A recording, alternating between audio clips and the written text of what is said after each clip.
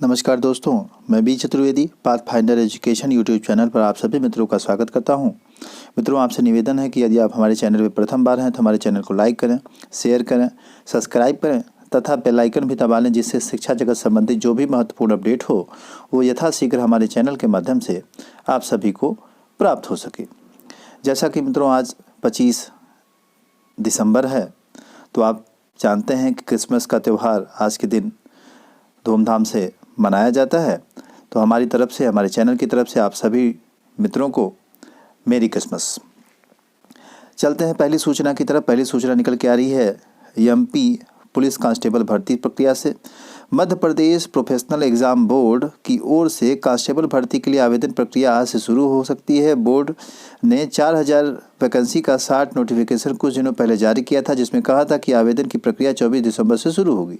60 notification में यह भी कहा गया था कि विस्तृत नोटिफिकेशन 25 नवंबर को जारी किया जाएगा, लेकिन अभी तक विस्तृत नोटिफिकेशन नहीं जारी किया गया है। ऐसे में अंदाज़ा लगाया जा रहा है कि भर्ती प्रक्रिया में कुछ दिन और लग सकते हैं, लेकिन जो शॉर्ट नोटिफिकेशन है वो जारी कर दिया गया है। जल्द ही इसमें फॉर्म फिलअप होना भी शुरू हो जाएंगे। जैसा कि इसमें दे रखा है, ऑनलाइन आवेदन की जो तिथि है वो 24 दिसंबर है। तो जैसा कि 24 दिसंबर से ही ऑनलाइन आवेदन की बात कह रहा है, इस नाते जल्द से जल्द इसमें प्रक्रिया शुरू हो जाएगी। कुल वैकेंसी जो है 3862 पदों पर होनी है, जिसमें जीडी कांस्टेबल और 138 पद रेडियो कांस्टेबल के हैं। आवेदन की अंतिम तिथि 7 जनवरी निर्धारित की गई है। साथ ही जो लिखित परीक्षा है उसकी जो तिथि है वह 6 मार्च को निर्धारित की गई है। तो इस तरह से ये दोनों टीटे क्लियर होने की वजह से जल्द इस प्रक्रिया में तेजी आ सकती है। अगली जो सूचना प्राप्त हो रही है वो माध्यमिक शिक्षा सेवा चयन आयोग से प्राप्त हो रही है। जैसा कि आप सभी जानते हैं कि 17 तारीख को सभी अभ्यर्थी वहाँ धरना प्रदर्शन के लिए पहुँचे थे, यानी आयोग पहुँचे थे। और अब जो है अभ्यर्थी आज ज्ञापन भी देने की इच्छा रख रहे हैं। जैसा कि लिखा है, आप सभी को अवगत कराना चाहता हूं कि विज्ञापन 2016 के बहुत सारे विषयों के अंतिम परिणाम आना अभी शेष है। इसके संदर्भ में पूर्व में यह आश्वासन दिया गया था कि माह के लास्ट में जो है रिजल्ट जारी कर दिए जाएंगे। साथ ही साथ और कई मांगों को लेकर के प्रतियोगी मोर्चा आयोग को ज्ञापन के माध्यम से ये सारी चीज़ें अवगत कराना चाहता है, बताना चाहता है। इसके जो प्रमुख बिंदु हैं वो इस प्रकार हैं। विज्ञापन 2016 के अभी तक जिन विषयों के साक्षात्कार समाप्त हो चुके हैं उन विषयों के अंतिम परिणाम को घोषित किया जाए। विज्ञापन वर्ष 2020 को अतिशीघ्र विज्ञापित किया जाए। सामाजिक विज्ञान की जो साक्षात्कार तिथि है उस पर सहानुभूतिपूर्वक विचार करके अतिशीघ्र निर्णय लिया जाए। तो ये कुछ मांगे हैं जिसको लेकर के प्रतियोगी मोर्चा विकी खान की तरफ से आयोग आज बात रखी जाएगी। और जैसा कि आप सभी जानते हैं, आयोग का रवैया थोड़ा डोमिल है। अभी तक इसने विज्ञापन 2020 का भी नहीं जारी किया, बायोलॉजी का भी कुछ अभी इसने स्पष्ट नहीं किया कि 2016 की जो वैकेंसी है वो कब कराई जाएगी, कोई डेट नहीं आई। इनकी मीटिंग अभी तक बाकी ही रह गई है। 2011 के जो बायोलॉजी के अभ्यर्थी हैं, 9 साल भी हो गया लगभग, उनका भी अभी तक अंतिम जो परिणाम है जारी नहीं किया जा सका है। आयोग ने कहा था कि 20 दिसंबर तक या दिसंबर के अंतिम सप्ताह तक जो विज्ञापन है वो जारी कर दिया जाएगा। आज 25 तारीख हो गई और अभी तक इसका स्पष्टीकरण नहीं हो पाया है कि आयोग कब जारी करने वाला है विज्ञापन। आयोग जो भी कहता है कभी भी अपनी बातों पे खरा नहीं उतरता है। इसी कारण जो है अभ्यर्थी काफ़ी परेशान हैं। और जाहिर सी बात है, विज्ञापन आया भी, विज्ञापन कैंसिल भी हुआ, तो अभ्यर्थियों का परेशान होना स्वाभाविक है। बहुत से ऐसे अभ्यर्थी हैं जिन्होंने के फॉर्म भर रखे थे। आयोग वैसे भी माध्यमिक शिक्षा सेवा चयन आयोग 5 साल में सिर्फ एक ही बार वर्क करना शुरू करता है। जब चुनाव का समय आ जाता है, सरकार की तरफ से प्रेशर होता है, तभी इसकी वैकेंसी के बारे में कुछ स्पष्ट हो पाता है। अगली जो सूचना है वो प्राप्त हो रही है उत्तर प्रदेश लोक सेवा आयोग से। 2019 पीसीएस का जो इंटरव्यू है वह 26 जनवरी से प्रारंभ हो रहा है। जैसा कि आयोग में आज से अवकाश भी शुरू हो गया है, शीतकालीन अवकाश आज से 31 तारीख तक है। तो आयोग जो है अब 31 तारीख के बाद ही कार्य करना शुरू करेगा उससे सूचनाएं आएंगी और सारे वर्क जो है हो पाएंगे। आज आयोग की तरफ से यह सूचना जारी भी कर दी गई है। उत्तर प्रदेश लोक सेवा आयोग PCS 2019 की जो मुख्य परीक्षा है उसका परिणाम तो जारी ही कर चुका है।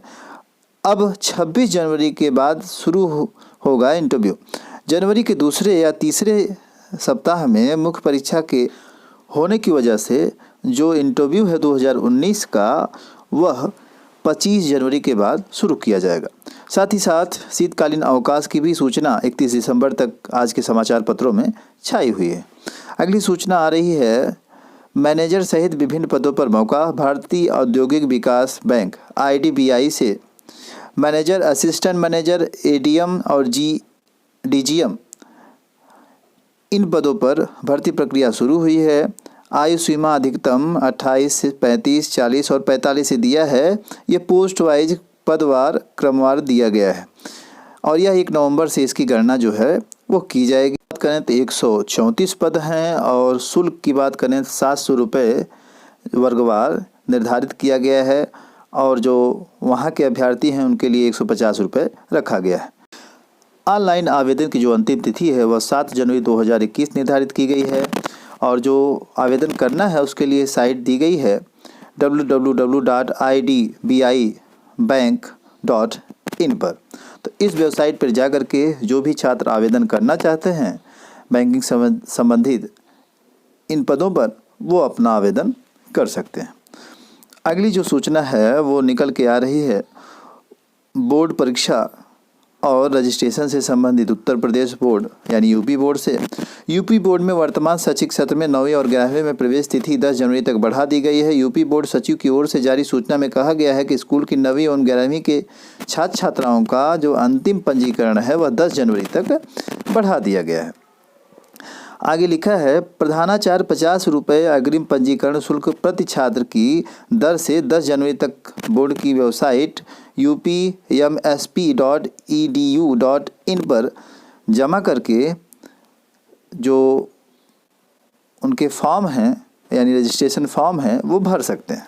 अगली सूचना जो आ रही है वो तदर्थ शिक्षकों से संदर्भित आ रही है। आजमगढ़ से नौकरी बचाने को तदर्थ शिक्षकों को परीक्षा करनी होगी पास।